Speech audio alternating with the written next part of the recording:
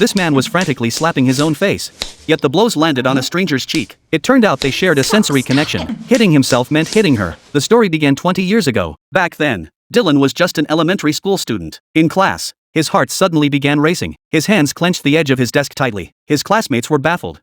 But in Dylan's mind, a ski slope appeared vividly, along with a girl losing control. With a thunderous crash, Dylan collapsed to the floor. The skiing girl slammed into a tree and fell unconscious. This was their first silent connection. Yet no one understood its mystery. Time flew by, and the once youthful Dylan had grown into a middle-aged man with stubble. One day, the screen of his car stereo suddenly flickered with the shadowy outline of women's clothing. Almost in the same instant, Rebecca, shopping miles away, felt her vision blur. Dylan immediately pulled over. All these years, the occasional blurry sounds and images that flashed through his mind were now crystal clear. He was certain this was no illusion. Hey, shut up!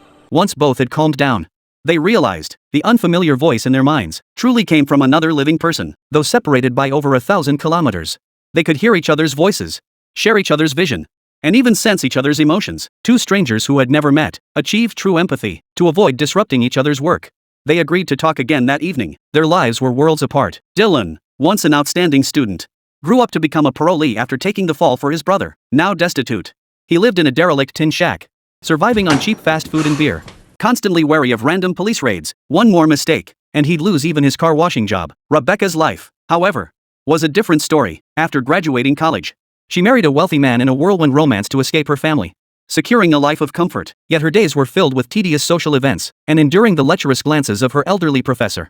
While her husband turned a blind eye, he merely exploited Rebecca's beauty to advance his own career. This seemingly harmonious marriage was rife with calculation and exploitation. Come nightfall, Dylan and Rebecca reconnected through their sensory link. Years of confusion finally found answers. Just days prior, Rebecca had felt a sudden, excruciating pain in her shoulder at a party, believing she'd encountered a ghost. Little did she know, it was Dylan, drinking at the bar, who'd been savagely struck in the shoulder by a madman wielding a baseball bat. That instant connection had caused the incident. And the very first time?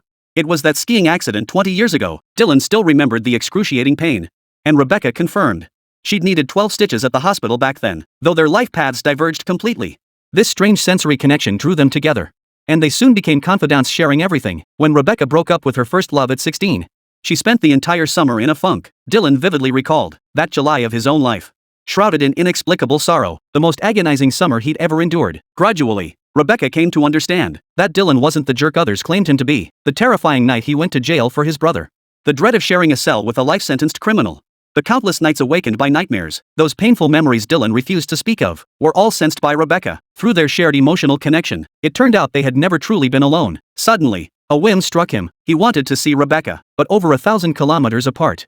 It seemed like a fairy tale. Dylan devised a plan, using their sensory sharing ability. If both stood before a mirror simultaneously, they could see each other's faces through the other's eyes. God, I'm beautiful.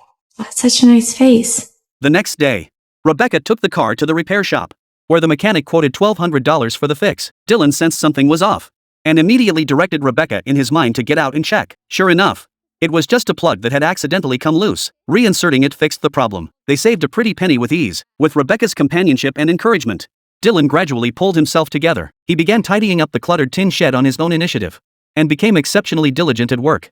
No longer drifting aimlessly, his boss noticed the change, and promised to promote him soon. Rebecca's life also began to feel vibrant again, though she was occasionally misjudged as eccentric for talking to herself in public.